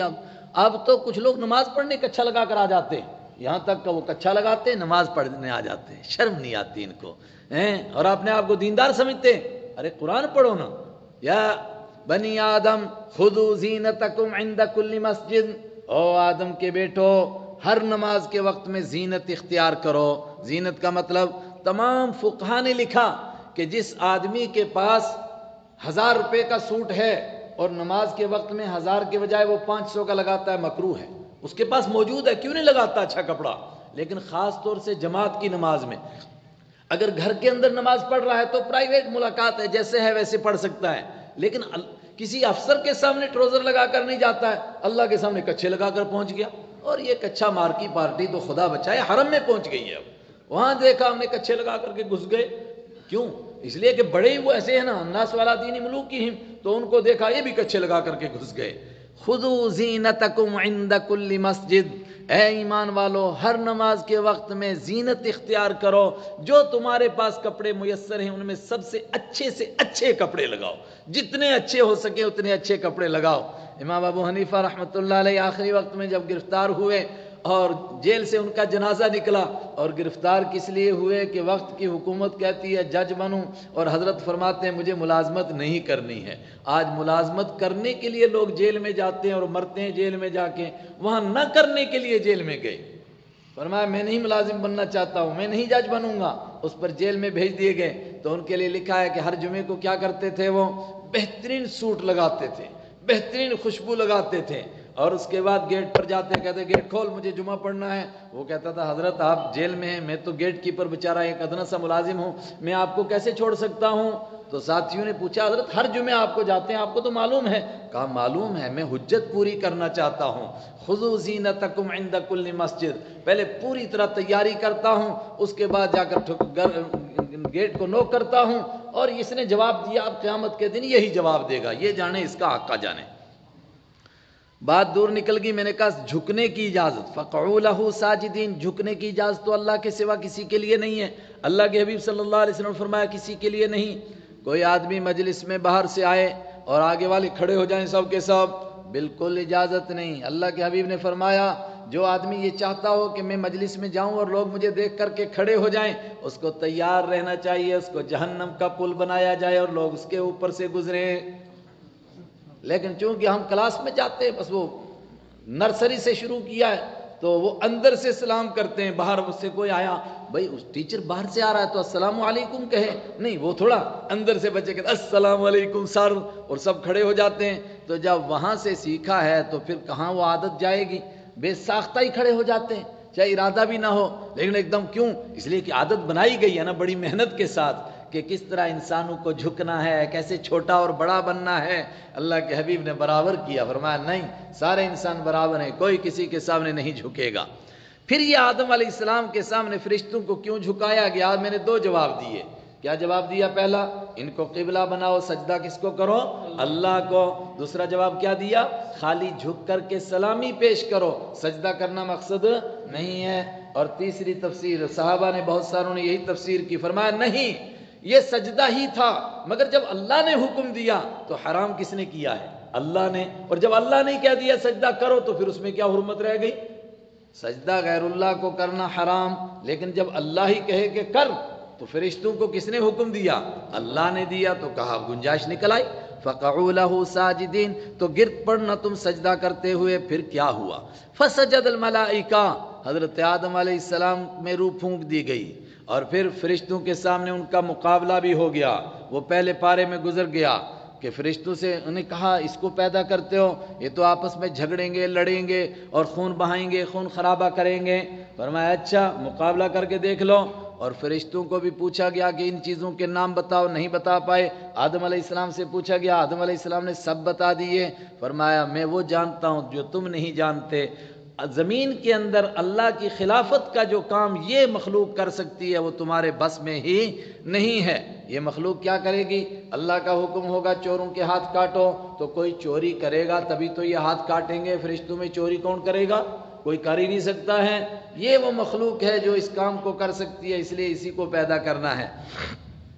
چنانچہ جب فرشتوں کو یہ سب کچھ معلوم ہوا، فسجد الملائکہ، تو سجدہ کیا الملائکہ، تو فرشتوں نے کلہم، سب کے سب نے سجدہ کیا. اور تاکید اجمعون، اکٹھے سجدہ کیا. ایسا نہیں کہ پہلے جبرائیل، میکائیل، اسرافیل سجدے میں گرے تو باقی والوں نے دیکھا کہ بڑے بڑے سجدہ کر رہے ہیں، ہم کیا کریں پیچھے، وہ بھی گر گئے. نہیں، اجمعون، سب کے سب نے اکٹھے سجدہ کیا، مگر ایک کھڑا رہا، الا ابلیس، مگر ابلیس، استکبر، وہ اکڑ گیا، وکان من الکافرین، اور وہ تھا ہی کافروں میں سے. یہ بھی ترجمہ وَكَانَ مِنَ الْكَافِرِينَ، اور وہ ہو گیا کافروں میں سے۔ من هو الابلیس، ابلیس کون ہے؟ بعض لوگ کہتے ہیں فرشتوں کا بھی استاد تھا، تو میں نے کہا شاید آپ ہی ہیڈ ماسٹر ہوں اس لیے آپ کو یاد ہے کہ وہاں کون کون ٹیچر تھا۔ کس نے پڑھا بھائی فرشتوں کا استاد تھا؟ قرآن کہہ رہا ہے، ہر جمعے کو پڑھتے ہو سورہ کہف میں، کان من الجن، یہ جنوں میں سے تھا، فرشتوں میں سے نہیں تھا، اور فرشتوں کو کسی کا شاگرد بننے کی ضرورت بھی نہیں تھی، مگر جب فرشتوں کو حکم دیا تو یہ کیسے آ گیا اس کے بیچ میں؟ نہیں، فرشتوں کو حکم دینے کا مطلب یہی تھا کہ بڑی مخلوق کو حکم ہے، اس کے بعد نیچے والے سب اس حکم میں داخل تھے اور سب نے سجدہ کرنا تھا۔ اس کو بھی معلوم تھا کہ مجھے سجدہ کرنا ہے، اور ابھی آگے آ رہا ہے، اس نے یہ نہیں کہا کہ آپ نے مجھے تو کہا ہی نہیں سجدہ کرنے کے لیے، نہ، اس نے مانا کہ مجھ کو کہا گیا تھا سجدہ کرنے کے لیے مگر میں نے نہیں کیا۔ اس کا لاجک پیش کرے گا میں نے کیوں نہیں سجدہ کیا۔ الا ابلیس، مگر ابلیس کون ہے؟ ابو الجن، جنوں کا باپ، سب سے بڑا، سب سے پہلے کس سے پیدا ہوا؟ آگ کی لپٹ سے پیدا ہوا، عبادت کرتے کرتے وہاں پہنچ گیا جہاں فرشتے تھے اور فرشتوں کے ساتھ رہتا تھا، استکبرا، وہ اکڑ گیا، وکان من الکافرین، یہ بھی ترجمہ کیا گیا کہ وہ تھا کافر۔ تھا کافر کا مطلب وہ صرف یہی چاہ رہا تھا کہ مجھے اونچا مرتبہ ملے اور میں فرشتوں کو بھی اپنے سے پیچھے چھوڑوں، اس کے اندر اللہ کی محبت نہیں تھی۔ اور یہ بھی کہا گیا کہ نہیں، ہو گیا وہ کافروں میں سے۔ قال یا ابلیس ما منعک، اللہ تعالیٰ نے فرمایا او ابلیس، ما منعک، کس چیز نے روکا تجھ کو، ان تسجدا، کہ تو سجدہ کرتا، لما خلقت بیدی، اس مخلوق کے لیے جس کو پیدا کیا میں نے بیدی، اپنے دونوں ہاتھوں سے۔ دونوں ہاتھوں سے پیدا کرنے کا مطلب اپنی خاص قدرت سے پیدا کیا۔ باقی سارے انسانوں کی پیدائش کا مسئلہ کس سے ہے؟ مرد اور عورت سے۔ پھر ایک عورت اس کی تربیت کرتی ہے، دودھ پلاتی ہے، پرورش کرتی ہے۔ آدم علیہ السلام کی نہ کوئی ماں ہے نہ کوئی باپ ہے، نہ ان کی تربیت اور پرورش کرنے کے لیے کوئی عورت ہے، یہ سارے کام پروردگار کی قدرت سے ہو رہے ہیں۔ اس کو کہا خلقت بیدی، میں نے پیدا کیا اس کو اپنے دونوں ہاتھوں سے۔ استکبرتا، کیا تو اکڑ گیا؟ تو نے اکڑ دکھائی میرے حکم کے مقابلے میں؟ ام کنت من العالین، یا تو ہے ہی پہلے سے بلند ہونے والے لوگوں میں سے، یعنی تو سمجھتا ہے کہ میرا مرتبہ اونچا ہے اور میں اس کے سامنے نہیں جھک سکتا ہوں۔ اس نے کہا یہ دوسری والی بات بھی ہے اور پہلی بھی ہے۔ اس کو دیکھ کر مجھے غصہ بھی آ گیا اور میں اپنے آپ کو بڑا بھی سمجھتا ہوں، میرا مرتبہ اونچا ہے اس سے۔ پوچھا کیسے اونچا ہے؟ کہا میں بحث کر سکتا ہوں، مناظرہ کر سکتا ہوں، مناظرے میں ثابت کروں گا میرا مرتبہ اس سے اونچا ہے۔ کیسے ہے؟ قال انا خیر منہ، اس نے کہا میں اس سے بہتر ہوں۔ تو اس سے بہتر ہے کیسے؟ خلقتنی من نار وخلقتہ من طین، تو نے خلقتنی، تو نے پیدا کیا نی مجھ کو، من نار، آگ سے، وخلقتہ من طین، اور اس کو پیدا کیا تو نے مٹی سے، اس کو پیدا کیا تو نے گارے سے۔ طین کے معنی پانی والی مٹی، گارے سے پیدا کیا تو نے۔ تو مٹی کا کام نیچے رہنا ہے اور آگ کا کام اوپر جانا ہے، آگ کی شعلے اوپر جاتے ہیں، میں اس مٹی کے سامنے جھک جاؤں؟ گویا وہ کیا کہہ رہا ہے کہ غلطی میری نہیں، غلطی تیری ہے۔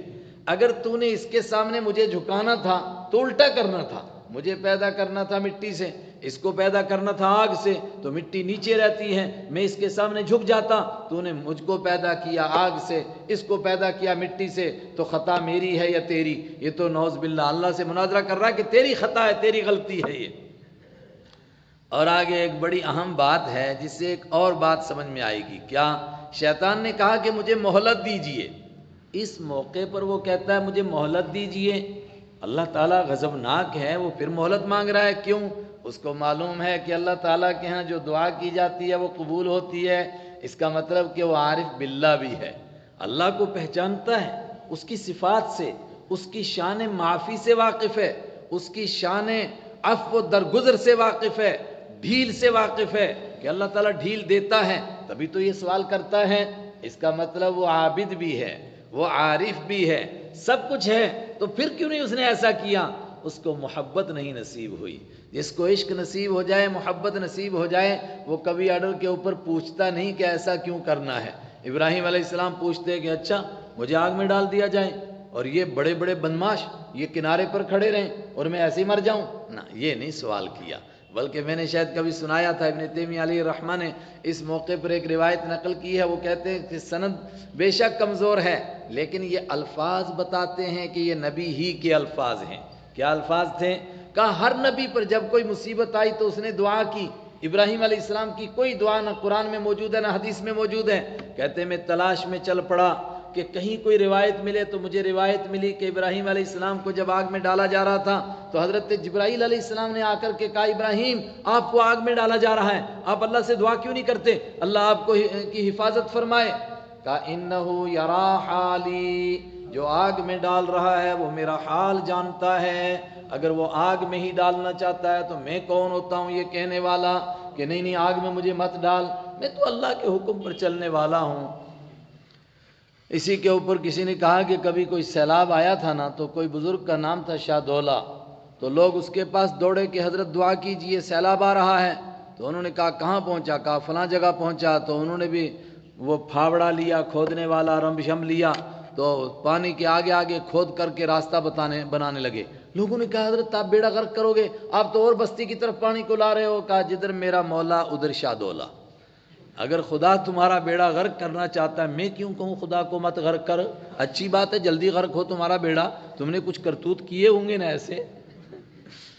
حضرت ابراہیم علیہ السلام نے کوئی دعا نہیں کی، تو ابلیس سب کچھ جانتا تھا، عارف بھی تھا، عابد بھی تھا، مگر اللہ سے محبت کرنے والا عاشق نہیں تھا۔ قال انا خیر منہ، تبھی بحث کر رہا ہے میں اس سے بہتر ہوں، خلقتنی من نار، تو نے پیدا کیا مجھ کو آگ سے، وخلقتہ من طین، اور اس کو پیدا کیا مٹی سے، قال فاخرج منہا، اور میں نکل جا یہاں سے۔ یہاں بحث اور مناظرے کی گنجائش نہیں ہے، یہاں محبت کرنے والے رہتے ہیں۔ فاخرج، نکل، منہا، یہاں سے، فإنک رجیم، بے شک تم مردود ہے، تو نکالا ہوا ہے، تجھ پر لعنت ہے، تو میری رحمت سے دور ہے۔ رجیم کے لفظی معنی پتھر مارا ہوا، مردود۔ وَإِنَّ عَلَيْكَ لَعْنَتِي إِلَىٰ يَوْمِ الدِّينِ، اور سن، ان علیک، بے شک تیرے اوپر لعنتی، میری لعنت رہے گی، الی یوم الدین، قیامت کے دن تک، جزا اور سزا کے دن تک، فیصلے کے دن تک، انصاف کے دن تک تجھ پر میری لعنت پڑتی رہے گی۔ تو کیا کہتا ہے میں سجدہ نہیں کروں گا؟ قال رب فانظرنی، یہ ہے وہ اس کا جملہ جو میں نے پیچھے ذرا اشارہ دیا تھا۔ قال ربی، اس نے کہا ہے میرے رب، فانظر، تو مہلت دے تو نی مجھ کو، مہلت دے دیے، اگر میری اس کی وجہ سے مجھے گمراہ ہوا ہے مجھے بھی زندگی دے، میری ذریت بھی ہو، تاکہ میں بھی اس کو ساتھ لے کر کے جاؤں، اکیلا جہنم میں نہیں جانا چاہتا ہوں۔ اسی کو میں کہہ رہا ہوں کہ ابلیس کو معلوم ہے کہ پروردگار اس وقت میں غضبناک ہیں، اور اس نے بہت بڑا جرم کیا ہے۔ آدمی نیکی کے بعد دعائیں کرتا ہے، جرم کے بعد دعائیں نہیں کرتا، لیکن وہ دعائیں کر رہا ہے۔ اشارہ کیا ہے؟ اس کو معلوم ہے کہ پروردگار ہر حال میں دعائیں قبول کرتا ہے۔ اگر مجرم جرم کر کے اللہ سے دعا نہ کرے تو کیا کرے گا؟ لیکن شیطان کیا کرتا ہے؟ انسان کو مایوس کرتا ہے، پہلے گناہوں میں مبتلا کرتا ہے، اور اس کے بعد اس کو کہتا ہے کعبہ کس منہ سے جاؤ گے غالب، شرم تم کو مگر نہیں آتی؟ ارے کیوں شرم آئے تجھے؟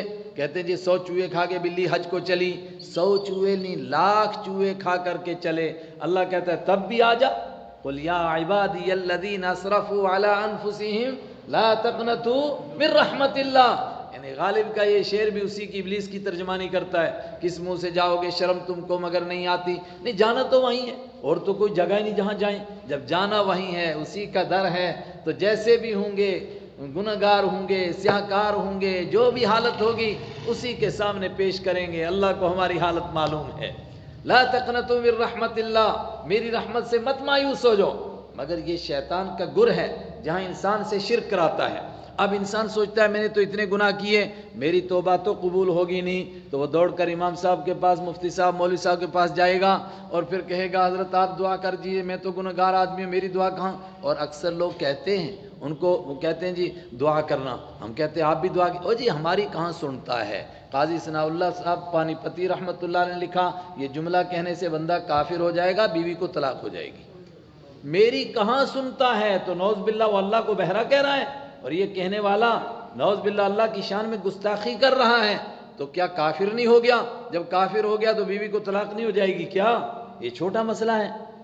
لیکن کہتا ہے میری کہاں سنتا ہے، بلکہ اتنا ہی نہیں، وہ پنجابی میں مشہور ہے نا، میریاں سنتا نہیں تیریاں موڑتا نہیں، میری تو سنتا ہی نہیں وہ، تیری موڑتا نہیں، تو دعا کر جلدی. نہیں، گنہگار کی زیادہ سنتا ہے. کئی مرتبہ جنازہ پڑھانے کا وقت نمبر بھی آتا ہے، لوگ مجھے کہتے ہیں آپ جنازہ پڑھاؤ.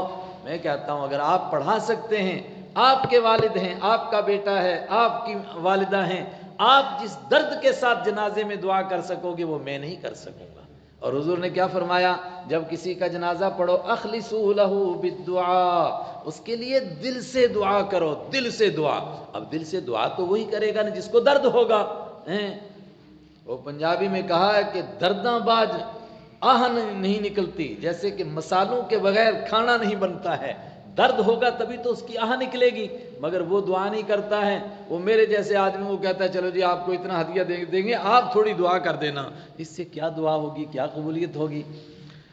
اللہ اکبر. شیطان کو معلوم ہے کہ اللہ دعا قبول کرتا ہے، اس لیے کہتا ہے قال ربی انذر، وہ کہتا ہے میرے رب فانذر، تو مجھے مہلت دے. تو کا مطلب جب تو نے مجھے لعنتی بنا دیا تو اب مجھے مہلت دے الی یوم یبعثون، اس دن تک جس دن لوگ دوبارہ زندہ کیے جائیں گے. بڑی توجہ سے بات سنیے گا، جس دن لوگ دوبارہ زندہ کیے جائیں گے.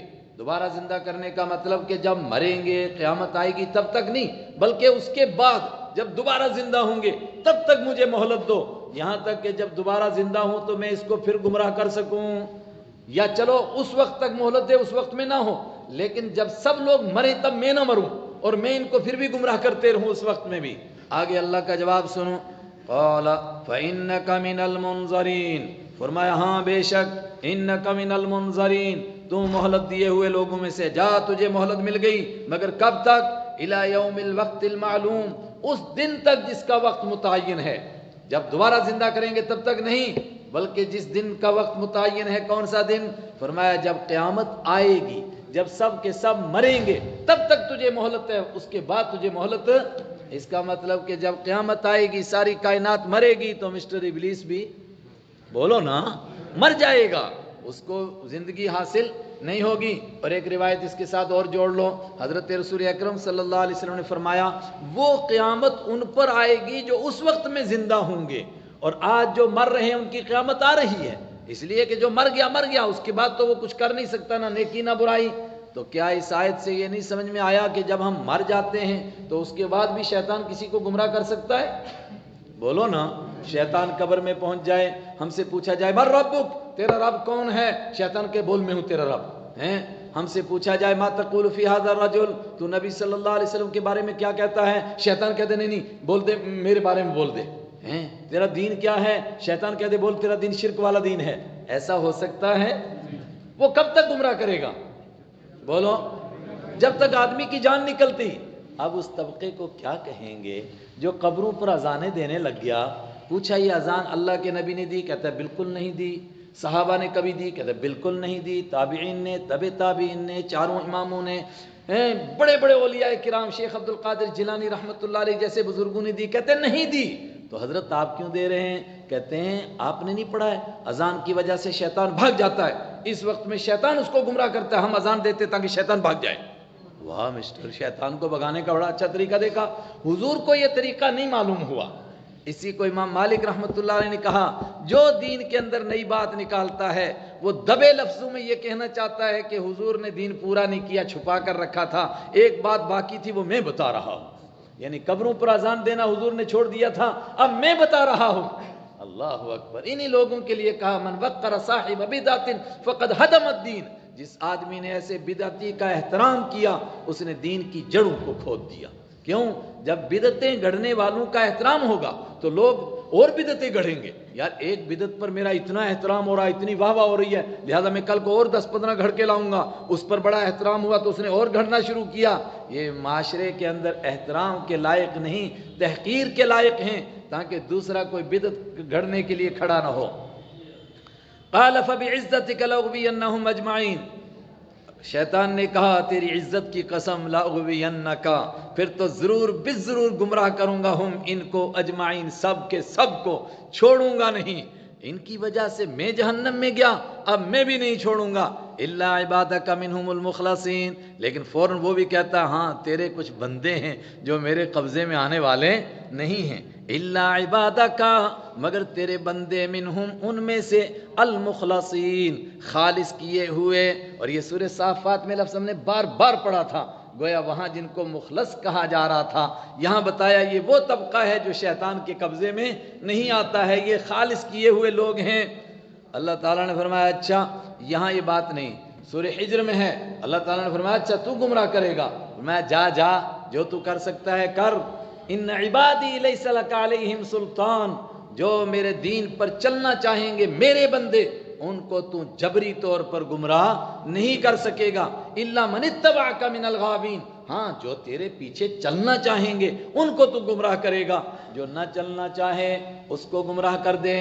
اس پر ایک اشکال ہوتا ہے کہ کبھی کبھی ابلیس تو بندے کو پاگل بنا دیتا ہے، شیطان ایسے حملے کرتے ہیں بندہ پاگل ہو جاتا ہے، خود قرآن نے کہا یتخبطہ الشیطان، شیطان نے ان کو خبتی بنا دیا، من المس چھونے کی وجہ سے، تو وہ تو ہو گیا بیچارہ گمراہ، نہیں گمراہ ہوا اس لیے کہ اگر کام کرنا چھوڑ گیا دماغ، اب تو کسی چیز کا سوال ہی نہیں، اب تو بے ٹکٹ جنت میں جائے گا، تو اس سے بھی اس کا کچھ نہیں بنے گا۔ الا عبادک مگر تیرے وہ بندے، منہم ان میں سے، المخلصین خالص کیے ہوئے، قال فالحق، اللہ تعالیٰ نے فرمایا پھر سچ بات سن، حق بات سن، فالحق ھذا، یوں ہے عبارت، تو پھر سچ بات یہ ہے، والحق اقول، اور میں سچ بات ہی کہتا ہوں، کیا بات، لأملأن جہنم، ضرور بالضرور بھر دوں گا جہنم کو، من کا تجھ سے، وممن تبعک، اور ان لوگوں سے جو پیچھے چلیں گے تیرے، منہم ان میں سے، اجمعین تم سب کے سب سے جہنم بھر دوں گا، جا کر گمراہ کس کس کو گمراہ تو کرتا ہے، اور جو ہدایت پر چلنا چاہے گا ان کو تو گمراہ نہیں کر سکے گا۔ قل ما اسألکم علیہ من اجر، اللہ اکبر، اے میرے حبیب صلی اللہ علیہ وسلم، آپ نے پچھلی باتیں سنائیں، تاریخ عالم کو کھول کر کے رکھ دیا انسانوں کے سامنے، اور ایسی تاریخ سنائی، 1450 سال گزر گئے، آج تک کوئی ٹھکرا نہیں سکا اس تاریخ میں، کوئی کہہ سکا ہو نہیں جی ایوب علیہ السلام تو کوئی بندے ہی نہیں تھے، یہ کیا کہہ دیا آپ نے، داؤد علیہ السلام کے ساتھ ایسا کوئی واقعہ نہیں پیش آیا، سلیمان علیہ السلام کے ساتھ ایسا کوئی واقعہ نہیں پیش آیا، سب نے تسلیم کیا جو قرآن کی تاریخ ہے وہ سب سے سچی تاریخ ہے۔ یہ پچھلی تاریخ بھی بیان کی، ملائے اعلیٰ کی باتیں بھی بتائیں، اور مرنے کے بعد کیا ہوگا وہ بھی ساری باتیں بتائیں۔ اے ساری دنیا کے لوگوں، کیا تم سے اس پر کوئی کرایہ لیا میں نے، کیا تم سے اس پر کوئی فیس لی میں نے، اور تم پھر بھی اس کلام کو نہیں قبول کرتے ہو؟ قل، اے میرے حبیب فرما دیجئے، ما اسألو، میں نہیں مانگتا ہوں، تم سے، علیہ اس پر، من اجر کوئی مزدوری، کوئی مزدوری تم سے اس پر، کوئی اجر، کوئی بدلہ نہیں مانگتا ہوں، وما انا من المتکلفین، اور میں بناوٹی باتیں کرنے والوں میں سے نہیں ہوں، مطلب کہ دل میں تو آ رہا ہو کہ نہیں دے دو دے دو، لیکن زبان سے کہہ رہا ہوں نہیں نہیں نہیں مجھے ہدیے کی ضرورت نہیں، نہیں رہنے دیجئے میں نہیں لیتا ہوں میں نہیں لیتا ہوں، اور جیب میں بھی ڈال دے گا، نہیں نہیں، وما انا من المتکلفین، اور میں بناوٹی باتیں کرنے والوں میں سے نہیں ہوں، ان ہوا الا ذکر، نہیں ہے یہ قرآن مگر ایک نصیحت ہے۔ اور بات شروع بھی کہاں سے کی تھی، صاد والقرآن ذی الذکر، نصیحت والا قرآن، پھر کہا آخر میں ان ہوا، نہیں ہے یہ قرآن، الا ذکر مگر نصیحت ہے، للعالمین سارے جہانوں کے لیے، وَلَتَعْلَمُنَّ نَبَأَهُ بَعْدَ حِينٍ، دھمکی، وَلَتَعْلَمُنَّ، اے ساری دنیا کے انسانوں تم ضرور بالضرور جان لو گے، نبأہ، قرآن نے جن باتوں کی خبر دی ہے ان خبروں کو تم جانو گے، یہ سب کچھ ہوگا، جہنم میں جھگڑا بھی ہوگا، جنت میں جنتی بھی پہنچیں گے، اور جو کچھ قرآن نے بیان کیا یہ سب کا سب، وَلَتَعْلَمُنَّ، ضرور بالضرور تم جان لو گے، نبأہ، اس کی خبر کو، بعد حین، ایک وقت کے بعد، بس آنکھیں بند ہونے دو، مرنے کا نمبر آنے دو، پھر دیکھو کس طرح قرآن کی صداقت تمہارے سامنے آئے گی، وجاءت سکرۃ الموت بالحق، موت کی بے ہوشی تمہارے سامنے ان سچائیوں کو لائے گی جس کو تم نہیں مانتے تھے مگر قرآن پاک نے بیان کیا۔ کیا دھمکی کا انداز، کہاں ختم ہوئی صورت، وَلَتَعْلَمُنَّ، نہیں مانتے نہ مانو، وَلَتَعْلَمُنَّ، اور ضرور بالضرور تم جان لوگے، نبأہ، قرآن کی خبر کو، ان باتوں کو جن کی قرآن نے خبر دی ہے، بعد حین، ایک مدت کے بعد، کون سی مدت، ابھی آنکھ بند ہونے دو. اور کتنی باتیں تو وہ ہیں جو زندگی میں سامنے آئیں. قرآن نے کہا تھا ابھی اس میں تھا نا دھمکی، جندم ما ہنالک مہزوم، یہ ایک چھوٹا سا لشکر ہے، یہی مکہ میں ہار جائے گا. کچھ عرصے کے بعد مکہ میں ان کو ہارتے دیکھا لوگوں نے کہ نہیں دیکھا؟ بولو نا. آپ 10,000 کا لشکر لے کر کے آئے، اور کیا آپ کی تدبیر ہے. اللہ اکبر. عربوں کا عجیب نظام ہے، ان کی کوئی حکومت نہیں ہے، لیکن ان کے گڈریے اور ان کے جو چرواہے دائیں بائیں گھومتے رہتے ہیں، اس قدر ہوشیار دماغ ہیں کہ چڑیا اڑتی ہے تو اس کی اطلاع ملتی ہے مکہ والوں کو، فلاں جگہ اس طرح چڑیا اڑ رہی ہیں. لیکن 10,000 کا لشکر مکہ سے صرف 30 کلومیٹر پیچھے تک رہتا ہے، مکہ والوں کو پتہ ہی نہیں. اور آپ کا منشا یہ ہے تاکہ ان کو مقابلہ کرنے کا کوئی موقع ہی نہ رہے. اور اس موقع کے اوپر اللہ تعالیٰ جزائے خیر دے، سیرت نگاروں نے انہوں نے لکھا، ایک بڑا پہلوان تھا، اس نے ایک نظم لکھی تھی کہ اگر مسلم مجھے مل گئے میں ان کو ایسے ماروں گا ویسے ماروں گا، اور اگر مکہ کے قریب آئے تو میں تو ان کے سر ٹکراؤں گا، اور ان کو تلوار سے نہیں ماروں گا، سر کو آپس میں کچلوں گا. لیکن جب اس نے سنا نا کہ مر الزہران پر 10,000 کا لشکر آ گیا ہے تو بیڈ کے نیچے گھس گیا. اس کی بیوی نے اس کو شعر سنایا کہ تیرا شعر کہاں گیا؟ کہا شاعری وائری کا دور چلا گیا، اب جان بچا کسی طرح اگر بچتی ہے. جو قرآن نے کہا تھا کہ تم جندم ما ہنالک مہزوم، ایک چھوٹا سا لشکر ہے یہیں شکست کھائے گا، اس آیت میں کہا تمہیں ابھی اس کا پتہ چلے گا. پتہ چلا کہ نہیں چلا؟ وقت ہو گیا. ورنہ کتنی باتیں ہیں جو قرآن نے کہیں اور کہا اتنے عرصے کے بعد ہوں گی، اسی طرح ہو گئی. کہا اس کے بعد یہ ہوگا، اسی طرح ہو گیا. انشاءاللہ اس موضوع پر تھوڑا سا وقت ملا کل عرض کروں گا.